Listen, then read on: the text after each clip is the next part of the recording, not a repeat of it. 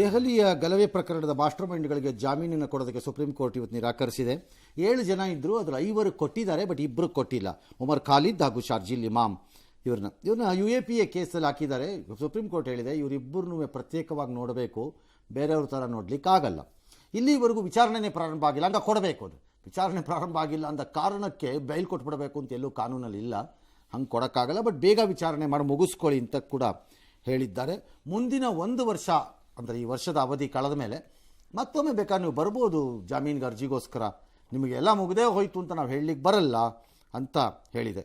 ಎಡಪಕ್ಷಗಳ ಕೆಲವರು, ಕಾಂಗ್ರೆಸ್ಸಿನ ಕೆಲವು ದೇಶದ್ರೋಹಿಗಳು ಯಾರಿದ್ದಾರೆ ಕಾಂಗ್ರೆಸ್ ಒಳಗಡೆ ಕೆಲವರು, ಅವರೆಲ್ಲರೂ ಇದು ತಪ್ಪಾಯಿತು, ಸುಪ್ರೀಂ ಕೋರ್ಟ್ ಮಾಡಬಾರ್ದಾಗಿತ್ತು, ಕೊಟ್ಬಿಡಬೇಕಾಗಿತ್ತು, ಇದು ಮೋಸ, ಇದು ಹಾಗೆ ಹೀಗೆ ಅಂತ ಬಿಟ್ಟಿದ್ದಾರೆ ರೈಲನ್ನು.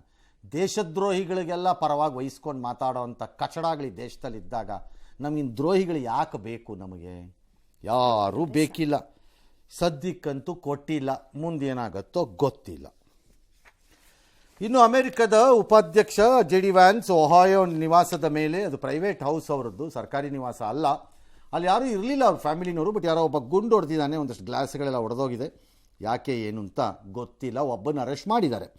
ಇತ್ತ ಅಮೆರಿಕ ದಾಳಿ ಮಾಡಿ ವೆನೆಜುಲಾದ ಅಧ್ಯಕ್ಷ ನಿಕೋಲಸ್ ಮಡುರೋನ ಕರ್ಕೊಂಡೋಗಿದ್ದರು ನ್ಯೂಯಾರ್ಕ್ಗೆ. ಇವತ್ತು ಬೆಳಗ್ಗೆ ಅವನನ್ನು ಕರ್ಕೊಂಡೋಗಿ ನ್ಯೂಯಾರ್ಕ್ನ ನ್ಯಾಯಾಲಯದಲ್ಲಿ ಆತ ಮತ್ತು ಆತನ ಹೆಂಡತಿಯನ್ನು ಹಾಜರುಪಡಿಸಿದ್ದಾರೆ. ಇದೇ ರೀತಿ ಏನಾದ್ರು ಈಗಿರೋ ಅಲ್ಲಿ ಉಪಾಧ್ಯಕ್ಷ ಈಗ ಅಧ್ಯಕ್ಷೆಯಾಗಿ ಡೆಲ್ಸಿ ರೋಡ್ರಿಗೆಸ್ ಅಧಿಕಾರವನ್ನು ಸ್ವೀಕಾರ ಮಾಡಿದ್ದಾರೆ. ಆಕೆ ಏನಾದ್ರು ಹೆಚ್ಚು ಕಡಿಮೆ ಮಾಡಿ ಅಮೆರಿಕಕ್ಕೆ ಪರವಾಗಿ ಸರಿಯಾಗಿ ಕ್ರಮ ತಗೊಳ್ಳದೇ ಇದ್ದರೆ ಆಕೆ ಇನ್ನೂ ಕೆಟ್ಟ ಪರಿಣಾಮಗಳನ್ನು ಎದುರಿಸ್ತಾಳೆ ಅಂತ ಹೇಳ್ತಾರೆ. ಒಂಥರ ಆರ್ಗನೈಸ್ಡ್ ಅಂಡರ್ವರ್ಲ್ಡ್ ಕಿಂಗ್ ಮಾತಾಡೋಂಗೆ ಕಾಣಿಸುತ್ತೆ ಕೆಲವು ಸರಿ, ನಾನು ಇಲ್ಲ ಅಂತ ಹೇಳಲ್ಲ. ಯಾಕಂದರೆ ಅಮೆರಿಕ ಏನು ಬೇಕಾದ್ರೂ ಮಾಡ್ಬೋದು ಅನ್ನೋ ಲೆವೆಲಲ್ಲಿ ಮಾತಾಡ್ತಿದ್ದಾರೆ. ಅದನ್ನು ಅವ್ರು ಮಾತಾಡೋದನ್ನ ಅವ್ರ ಅಕ್ಕಪಕ್ಕ ಇರೋರು ನೋಡ್ಕೊಂಡು ನಗ್ತಾ ಇರೋದನ್ನು ನೋಡಿದ್ರೆ ಒಂಥರ ಹಿಂಸೆ ಆಗುತ್ತೆ. ಡೆಮೋಕ್ರಸಿ ಯಾವ ಲೆವೆಲಿಗೆ ಬಂದಿದೆ ಅಂತ. It's not that somebody saying ಈ ವೆನೆಜುಲಾದ ಅಧ್ಯಕ್ಷ ಸರಿ ಅಂತ ಅಲ್ಲ, ಬಿಕಾಸ್ ಡ್ರಗ್ ಟ್ರಾಫಿಕಿಂಗ್ದಾಗಿ ಆಗ್ಬಹುದಾದ ಅನಾಹುತಗಳೆಲ್ಲ ಆಗಿದೆ ಅಮೆರಿಕಾದ ಒಳಗಡೆ, ನಾವು ಯಾರೂ ಇಲ್ಲ ಅನ್ನೋಕ್ಕಾಗಲ್ಲ. But the way America talks ಹೇಗಿದೆ ಅಂತಂದರೆ ಉಳಿದವ್ರೆಲ್ಲ ನಮ್ಮ ಕಾಲಡಿಯಲ್ಲಿರುವಂಥ ಆಳುಗಳು ಅನ್ನೋ ಥರ ಮಾತಾಡ್ತಾ ಇದ್ದಾರೆ. ಇದು ಅಮೆರಿಕಕ್ಕೆ ಒಂದಿನ ತಿರುಗಿಸ್ಕೊಂಡು ಹೊಡೆಯುತ್ತೆ, ಯಾವತ್ತೋ ಒಂದಿನ ಹೊಡೆಯುತ್ತೆ, ಕಾಲ ಹಾಗಿರಲ್ಲ. ಇನ್ನು ಈ ಮಧ್ಯೆ ನೆಕ್ಸ್ಟು ಕ್ಯೂಬಾ ಮತ್ತು ಗ್ರೀನ್ಲ್ಯಾಂಡನ್ನು ತಗೋತೀವಿ ಅಂತ ಅಮೆರಿಕದ ಅಧ್ಯಕ್ಷರ ಮಾತು. ಎಗೈನ್ ಹೇಗೆ ಅಂತ ಗೊತ್ತಿಲ್ಲ. ನಾಳೆ ಚೈನಾ ತೈವಾನ್ ಹೋಗಿ ಇದೇ ಥರ ತೊಗೊಂಡ್ರೆ ಅಮೆರಿಕ ಅದನ್ನು ಹೇಗೆ ಬೇಡ ಅಂತ ಅನ್ನೋಕ್ಕೆ ಸಾಧ್ಯ ಇದೆ? ಭಾರತ POKಯನ್ನು ಪಡ್ಕೊಂಡ್ರೆ ನುಗ್ಗಿ ಹೊಡೆದು ಎಳ್ಕೊಂಡ್ರೆ ಒಳಕ್ಕೆ ಹೆಂಗೆ ಹೇಳ್ತಾರೆ ನೀವು ಬೇಡ ಅಂತ ಹೇಳ್ತೀರಿ? ರಷ್ಯಾ ಕ್ರೈಮಿಯಾಗೆ ನುಗ್ಗಿಬಿಟ್ಟು ಕ್ರೈಮಿಯಾನ ಒಳಗೆಳ್ಕೋತಾ ಇರೋದನ್ನು ಎಳ್ಕೊಂಡಿರೋದನ್ನು ಹೇಗೆ ನೀವು ತಪ್ಪು ಅಂತ ಕರಿತೀರಿ? ನಾಳೆ ನೀವು ಆ ರೀತಿ ಗ್ರೀನ್ಲ್ಯಾಂಡನ್ನು ತೊಗೋಬೋದು, ಅಥವಾ ವೆನೆಜುಲಾ ಒಳಕ್ಕೆ ಹೋಗಿ ಅಧ್ಯಕ್ಷನೇ ಅಪಹರಿಸ್ಕೊಂಬಂದ್ಬಿಡ್ತೀವಿ ಅಂತ. ನಾಳೆ ಅಮೆರಿಕದ ಯಾವುದೋ ಒಬ್ಬ ದೊಡ್ಡ ರಾಜಕಾರಣಿನ ಇನ್ಯಾವುದೋ ಒಂದು ದೇಶದಲ್ಲಿ ಯಾವುದೋ ಒಂದು ಕೇಸ್ನಲ್ಲಿ ಇವನು ತಪ್ಪಿತಸ್ಥ ಅಂತ ಡಿಕ್ಲೇರ್ ಮಾಡೋ ಜಡ್ಜ್ಮೆಂಟ್ ಮಾಡಿಸಿ ಅವನ್ನೆಲ್ಲ ಓಡಾಡ್ತಿದ್ದಾಗ ಅವನನ್ನು ಕಿಡ್ನಾಪ್ ಮಾಡ್ಕೊಂಡು ಅವ್ರ ದೇಶಕ್ಕೆ ಕರ್ಕೊಂಡು ಹೊರಟೋದ್ರೆ ಏನು ಮಾಡ್ತೀರಿ? ವೆರಿ ಸರಿಯಾಗಿ ನಡೀತಿದೆ ಅಂತ ಯಾರಿಗೂ ಅನ್ನಿಸ್ತಿಲ್ಲ. ಇಟ್ಸ್ ಆಲ್ ರೈಟ್, ಏನಾಗುತ್ತೋ ಗೊತ್ತಿಲ್ಲ. ಮುಂದೆ ಅಮೆರಿಕ ನಡೆದಿದ್ದಾರಿ, ಅದು ನಾನೇ ನಡೆದಿದ್ದಾರಿ ಅನ್ಕೊಂಬಿಟ್ಟಿದ್ದಾರೆ.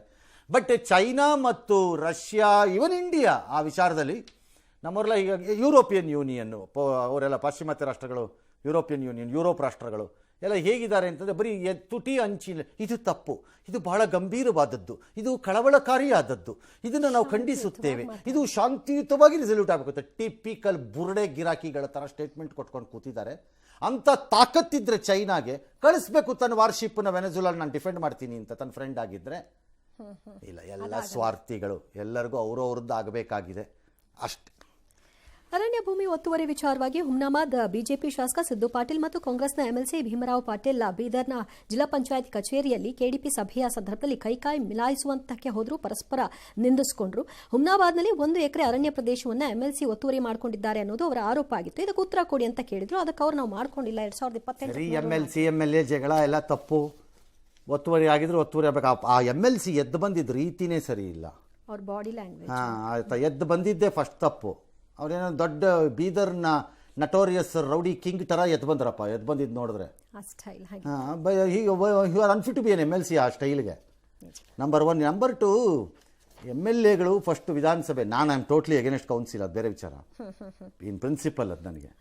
MLCಗಳು ಯಾವ್ಯಾವ ಸಭೆಗೆ ಹೋಗೋಕ್ಕೆ ಹಕ್ಕುದಾರರು, ಯಾವುದಕ್ಕೆ ಅಲ್ಲ ಅಂದು ಡಿಸೈಡ್ ಮಾಡಬೇಕು ಫಸ್ಟ್ ಆಫ್ ಆಲ್. ಕಂಡು ಕಡೆಗೆಲ್ಲ they cannot be equal to MLAs ನನ್ನ ಪ್ರಕಾರದಲ್ಲಿ, ಎಂದೆಂದಿಗೂ ಯಾವತ್ತಿಗೂ. ನನ್ನ ವಾದ ಅದು ನನ್ನ ವಾದ. ಅವ್ರು ಅನ್ಕೊಂಬಿಟ್ಟಿದ್ದಾರೆ ಅಷ್ಟೇ. ಕೆಲಸಕ್ಕೆ ಬರ್ದಿರೋ ಕಡೆ ಎಲ್ಲ ಅವ್ರು ಇರ್ತಾರೆ. ಯಾಕೆ ಇರಬೇಕು ಅವರು? ಅವ್ರಿಗೇನು ಕೆಲಸ? In what way they have people's mandate? At least ಆ ಟೀಚರ್ಸ್ ಕಾನ್ಸ್ಟಿಟ್ಯೂನ್ಸಿನಲ್ಲಿ 16 ಟೀಚರ್ಗಳು ಓಟ್ ಹಾಕಿಸ್ಕೊಂಡು ಗೆದ್ಕೊಂಬತ್ತಾರೆ. ಬೇರೆಯವರೆಲ್ಲ ಏನಿರ್ತಾರೆ? ಇವ್ರು ಏನೋ ಗೊತ್ತಿಲ್ಲ ನನಗೆ, ಇವ್ರು ಎಲ್ಲಿ ಬಂದು ಯಾರೋ ಗೊತ್ತಿಲ್ಲ ನನಗೆ. ಏನು 11ನೇ ತಾರೀಕು ಜನವರಿ ಜೀನಿ ಸ್ಲಿಮ್ ತಗೊಳಕ್ಕೆ ಸ್ಟಾರ್ಟ್ ಮಾಡಿದ್ನೋ ಅವಾಗ ಮಂತ್ಲಿ ಪೀರಿಯಡ್ಸ್ ಆಗ್ತಾ ಇದ್ದೀನಿ. PCOD ಪ್ರಾಬ್ಲಮ್ ನಾರ್ಮಲ್ ಆಗಿದೆ, ಥೈರಾಯ್ಡ್ ನಾರ್ಮಲ್ ಆಗಿದೆ. ಪೀರಿಯಡ್ಸ್ ಎಲ್ಲ 6 ಮಂತ್ ಆದ್ರೂ ಆಗ್ತಾ ಇದ್ದಿಲ್ಲ, ಇವಾಗ ರೆಗ್ಯುಲರ್ ಪೀರಿಯಡ್ಸ್ ಆಗ್ತಾ ಇದೆ. ಜೀನಿ ಸ್ಲಿಮ್ ನ ಯೂಸ್ ಮಾಡಿ 8 ತಿಂಗಳಲ್ಲಿ 55 kg ಸಣ್ಣ ಆಗಿದ್ದಾರೆ. ಜೀನಿ ಸ್ಲಿಮ್ ತಗೊಳ್ಳಿ, ಬೇಗ ಸಣ್ಣ ಆಗ್ತೀರಾ, ಫ್ಯಾಟ್ ಲಾಸ್ ಆಗ್ತದೆ. ಜೀನಿ ಸ್ಲಿಮ್ ನ ಯೂಸ್ ಮಾಡಿ 100% ಯಾವುದೇ ಸೈಡ್ ಎಫೆಕ್ಟ್ ಇಲ್ದಂಗೆ ಸಣ್ಣ ಆಗ್ತೀರಾ. ಪ್ರೈಮ್ ಮಿನಿಸ್ಟರ್ ಸೋಮನಾಥ ದೇವಾಲಯಕ್ಕೆ ಹೋಗ್ತಾರಂತೆ. 8ರಿಂದ ಅದನ್ನು ಅಲ್ಲೇನೋ ಕಾರ್ಯಕ್ರಮಗಳು ನಡೀತಾ. ಯಾಕಂದರೆ ಸೋಮನಾಥ ದೇವಾಲಯದ ಮೇಲೆ ದಾಳಿಯಾಗಿ 1000 ವರ್ಷವನ್ನು ಹೇಗೆ ಮೆಟ್ಟಿ ನಿಂತಿದೆ ದೇವಾಲಯ ಅನ್ನೋಕ್ಕೆ ಅಭೂತಪೂರ್ವವಾದಂಥ ಸಾಕ್ಷಿ. ಇದು ನಮ್ಮ ನಂಬಿಕೆ ಮತ್ತು ನಾಗರಿಕತೆಯ ಶಾಶ್ವತ ಸಂಕೇತ ಅಂತ ಪ್ರಧಾನಿ ಹೊಗಳಿದ್ದಾರೆ.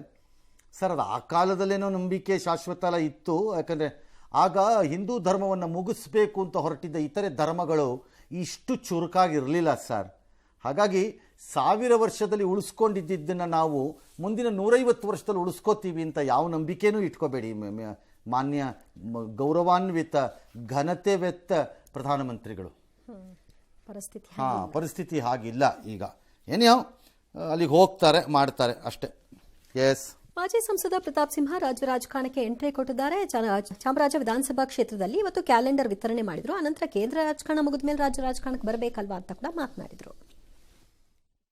ಹೋಗ್ಲಿಲ್ಲ ಅಂದ್ರೆ ರಾಜ್ಯದಲ್ಲಿ ಇರಲೇಬೇಕಲ್ವಾ? ಇಲ್ಲಿ ಇರುವಂತಹ ನಮ್ಮ ಹಿತೈಷಿಗಳು ಯಾರೇ ಇರ್ಬೋದು, ಎಲ್ಲ ಚಾಮರಾಜ ಕ್ಷೇತ್ರದವರೇ. ಇಲ್ಲಿ ಅವಕಾಶಗಳಿದೆ. ಎಲ್ಲರ ಜೊತೆ ಸ್ನೇಹ ವಿಶ್ವಾಸ ಇದ್ದಂತಹ ಶಂಕರಲಿಂಗೇಗೌಡರನ್ನ ಸತತವಾಗಿ 4 ಸರಿ ನೀವು ಇಷ್ಟ ಬಂದಾಗ ರಾಜ್ಯಕ್ಕೆ ಬಂದೆ, ಇಷ್ಟ ಬಂದಾಗ ಕೇಂದ್ರಕ್ಕೆ ಹೋದೆ, ಇಷ್ಟ ಬಂದಾಗ ಅಂತಾರಾಷ್ಟ್ರೀಯ ಡೊನಾಲ್ಡ್ ಟ್ರಂಪ್ ಅಸಿಸ್ಟೆಂಟ್ ಆಗಿ ಹೋಗ್ತೀನಿ ಇನ್ನಕ್ಕೆ ನಿಮ್ಮ ಆಯ್ಕೆ ಏನ್ರಿ ಅದು? Who are you to decide? ನಾನು ಇಲ್ಲಿ ಎಂಟರ್ ಚಾಮರಾಜ ಯಾವ್ದು ಎಂಟ್ರಿ ಯಾರು ಬೇಕಾದ್ರೆ ಮಾಡ್ಕೋಬೋದು. ದಿನ ಬೆಳಗಾರೆ ಕಾರ್ ತಗೊಂಡ ಒಳಗೆ ಹೋದ್ರೆ ಆಯ್ತಪ್ಪ ಕಾನ್ಸ್ಟಿಟ್ಯೂನ್ಸಿನಲ್ಲಿ. ಅದಕ್ಕೇನು ಅಡ್ಡಿ ಇಲ್ಲ. Whether you enter state or not is to be decided by the high command and party, not you. ಆಸಕ್ತಿ ಇರ್ಬೋದು ಅಷ್ಟೇ. ಆಸಕ್ತಿ ನೋಡೋಣ, ಟ್ರೈ ಮಾಡಿ. ಹಾಂ, ನಿಮ್ಮ ಅದೃಷ್ಟ ಇದ್ದರೆ ಆಗ್ಬೋದು, ಅದೃಷ್ಟ ಇಲ್ದಿದ್ರೆ ಇಲ್ಲ. ಅದೃಷ್ಟ ಮ್ಯಾಟರ್ ಆಗುತ್ತೆ. ಅದೃಷ್ಟ ಮತ್ತು ನಿಮ್ಮ ಪಕ್ಷದ ನಡುವಿನ ಸಂಬಂಧ, ಅದು important. I hope he will understand. ನಟ ಯಶ್ ತಾಯಿ ಪುಷ್ಪಾ ವಿರುದ್ಧ ಒತ್ತುವರಿ ಆರೋಪ ಮಾಡಿ ಹಾಸನದ ವಿದ್ಯಾನಗರದಲ್ಲಿರುವ ನಿವೇಶನದ ಕಾಂಪೌಂಡ್ ಅನ್ನು ಧ್ವಂಸ ಮಾಡಿ ಬೋರ್ಡ್ ಹಾಕಿದ್ರು ದೇವರಾಜನ್ ಅವರು. ಅವರ ವಿರುದ್ಧ ಇದೀಗ ಪುಷ್ಪಾ ಅವರ ಸಂಬಂಧಿ ದುರ್ಗಾ ಪ್ರಸಾದ್ ಅವರು ದೂರು ಕೊಟ್ಟು ಕ್ರಮ ತೆಗೆದುಕೊಳ್ಳಿ ಅಂತ ಕೇಳಿದ್ದಾರೆ. ಇವರು 2018ರಲ್ಲಿ ಕ್ರಯ ಆಗಿತ್ತು. ಅವರು ನಮ್ಮ ಹತ್ರದ ಸಂಬಂಧಿ. ನಾನು ಅವ್ರದ್ದೇನೇ ಪ್ರಾಪರ್ಟಿ ಎಲ್ಲ ನಾನೇ ಹಾಸನದಲ್ಲೆಲ್ಲ ನಾನು ನೋಡ್ಕೊಳ್ತಾ ಇರೋದು. ಆಮೇಲೆ ವಾಸದ ಮನೆಗೂ ಅಲ್ಲಿ ನಾನೇ ಇರ್ತಾ ಇದ್ದಿದ್ದೆ. ಯಾವಾಗಲೂ ನಾನು ಜಾಗನ ಕಾರ್ ಪಾರ್ಕಿಂಗ್ ಆಗಿ ಉಪಯೋಗಿಸ್ಕೊಂಡು ವಾರದಲ್ಲಿ 2 ದಿನ ಬಂದಲ್ಲಿ ಇದ್ದು ಹೋಗ್ತಾ ಇರುವೆ. ಜಮೀನಿಗೆ ಹೋದೆ, ಅಲ್ಲಿದ್ದಾಗ ನಂಗೆ ಏಕೆ ಹಿಂಗೆ ಡೆಮಾಲಿಷ್ ಮಾಡ್ತಿದ್ದಾರೆ ಅಂತ ಫೋನ್ ಬಂತು. ಬಂದು ನೋಡಿದಾಗ ಈ ಥರ ಅದೇನೇ ಇರ್ಬೋದು. ಡೆಮಾಲಿಷನ್ ಇದ್ದರೆ ಕೋರ್ಟಲ್ಲಿ ಇರುತ್ತೆ, ಪೇಪರ್ಸ್ ಇರಬೇಕು. It's A civil matter. ಅದು ಸಂಬಂಧಿ ಯಾಕೆ ದೂರು ಕೊಡ್ಬೇಕು? ಆಕೆನೇ ಕೊಡ್ಬೇಕು ದೂರು. ಓನರ್ಶಿಪ್ ಆಕೆ ಹತ್ರ ಇದ್ರೆ ಆಕೆ ಕೊಡ್ಬೇಕು, ಯಾರೋ ಥರ್ಡ್ ಪಾರ್ಟಿ ಕೊಡಕ್ಕೆ ಬರಲ್ಲ. ನಾನು ಅದನ್ನೆಲ್ಲ ನೋಡ್ಕೊಳ್ತಿದ್ದೀನಿ. ಹಂಗೆಲ್ಲ ಆಗಲ್ಲ. ಹಂಗನ್ಬಿಟ್ರೆ ಯಾವ ಥರ್ಡ್ ಪಾರ್ಟಿ ಬಂದು ಕೊಡಕ್ಕೆ ಬರಲ್ಲ. ಅದನ್ನು ಅವರೇ ಕೊಡಬೇಕು, ಕೊಡೋದೇ ಆದರೆ ಬೇಕು ಅಂದರೆ. ಇದ್ರೆ ಸಂಬಡಿ ಕ್ಯಾನ್ ಚಾಲೆಂಜ್ ಇಟ್. ಆಮೇಲೆ ಅದನ್ನು ಹೊಡೆದಾಕ್ದವ್ರು ಯಾರು? ಸರ್ಕಾರದವರ, ಪ್ರೈವೇಟ್ ಪಾರ್ಟಿನ? GPA ಹೋಲ್ಡರ್, ಸರ್ಕಾರ ಅಲ್ಲ, private party. Okay. White topping ಮಾಡ್ತಾರಂತೆ 500 ಕಿಲೋಮೀಟ್ರು ಬೆಂಗಳೂರಿನಲ್ಲಿ. ಹೊಡಿತು ಲಕ್ಕು ಲಾಟ್ರಿ, ಹೊಡಿತು ಕರ್ನಾಟಕ ರಾಜ್ಯ ಲಾಟ್ರಿ. 1700 ಕೋಟಿ ವೈಟ್ ಟಾಪಿಂಗು ಬೆಂಗಳೂರಿಗೆ. ವೈಟ್ ಟಾಪಿಂಗು ಇನ್ನವ್ರಿಗೆ ಯಾವ್ಯಾವುದೋ ಟಾಪಿಂಗ್ಗಳು ಸಿಕ್ಕತ್ತೆ. ಯಾರ್ಯಾರಿಗೋ ಆಗಲಿ, ಯಾರ್ಯಾರು ಬರೀ ಎಂಜಾಯ್ ಮಾಡ್ಕೊಂಡು ಹೋಗಿ. ಏನೀಗ ಅಷ್ಟೆ, ಸಂತೋಷ ಆಗಲಿ. ಎಸ್. ಅಮೆರಿಕದ ಮೇರಿಲ್ಯಾಂಡ್ನಲ್ಲಿ ಭಾರತೀಯ ಮೂಲದ 27 ವರ್ಷದ ಯುವತಿಯನ್ನ ಆಕೆಯ ಮಾಜಿ ಗೆಳೆಯ ಹತ್ಯೆ ಮಾಡಿ ಭಾರತಕ್ಕೆ ಪರಾರಿಯಾಗಿದ್ದ 26 ವರ್ಷದ ಅರ್ಜುನ್ ಶರ್ಮಾನನ್ನ ಇದೀಗ ತಮಿಳುನಾಡು ಪೊಲೀಸರು ಬಂಧನಕ್ಕೆ ಒಳಪಡಿಸಿದ್ದಾರೆ. ಪ್ರಿಯತಮೆ ನಿಖಿತಾ ಆಕೆಯನ್ನ ಚಾಕುವಿನಿಂದ ಹಿಡಿದು ಹತ್ಯೆ ಮಾಡಿ ಕೊನೆಗೆ ಪೊಲೀಸರಿಗೆ ದೂರು ಕೊಟ್ಟು ಆಕೆ ಕಾಣೆಯಾಗಿದ್ದಾಳೆ, ಹುಡುಕೊಡಿ ಅಂತೆಲ್ಲ ಹೇಳಿದ್ದ. ಕೊನೆಗೆ ಭಾರತಕ್ಕೆ ಬಂದ್ಬಿಟ್ಟಿದ್ದ. ಅವನ ಪಾತ್ರ ಇರೋದ್ರ ಬಗ್ಗೆ ಶಂಕೆ ವ್ಯಕ್ತವಾಗಿದ್ದು ಇದೀಗ ಅರೆಸ್ಟ್ ಮಾಡಿದ್ದಾರೆ ತಮಿಳುನಾಡು ಪೊಲೀಸರು. ಎಂತ ಕಂತ್ರಿ ಇರಬೇಕು ಅವನ ಲೆಕ್ಕ ಹಾಕೊಳ್ಳಿ. ಆಯ್ತು, ಅವಳು ಬೇಡ ಅಂದ್ರೆ ಅವಳನ್ನು ಬಿಟ್ಬಿಟ್ಟು ಬಿಟ್ಬಿಟ್ಟು ಅವಳನ್ನ ಮರ್ಡ್ರು ಮಾಡಿದ್ದಲ್ದೆ ದೂರು ಕೊಟ್ಟು ಡ್ರಾಮಾ ಮಾಡ್ಕೊಂಡು ಗಿರಾಕಿ. ದಕ್ಷಿಣ ಭಾರತದಲ್ಲಿ ಅತ್ಯಂತ ಫೇಮಸ್ಸು ಕೊಪ್ಪಳದ ಗವಿಮಠದ ಜಾತ್ರೆ ಇವತ್ತಿಂದ ಆರಂಭ ಆಯಿತು. 18ರವರೆಗೆ ನಡೆಯುತ್ತೆ. ಲಕ್ಷ ಭಕ್ತಾದಿಗಳು ಬರ್ತಾ ಇದ್ದಾರೆ. ಲಕ್ಷ ಜನ ಊಟ ಮಾಡೋಕ್ಕಲ್ಲಿ ತಯಾರಿ ಮಾಡೋದನ್ನೇ ದೊಡ್ಡ ಸೀನ್ ಅದು, ನೋಡೋಕ್ಕೆ ಅದನ್ನು. ಅದೇ ಒಂದು ದೊಡ್ಡ ಕತೆ. 1500 2000 ಜನ ಅಡುಗೆ ಮಾಡೋದು ಎಲ್ಲ ನೋಡ್ಬೋದು. ಏನೋ ಈಗ ಅದು ಅದ್ಭುತವಾದಂತಹ ಉತ್ಸವ ಈಗ ನಡೀತಾ ಇದೆ. ಮಾನವೋತ್ಸವವನ್ನು ಕಲ್ಪಿಸಿಕೊಳ್ಳಿ.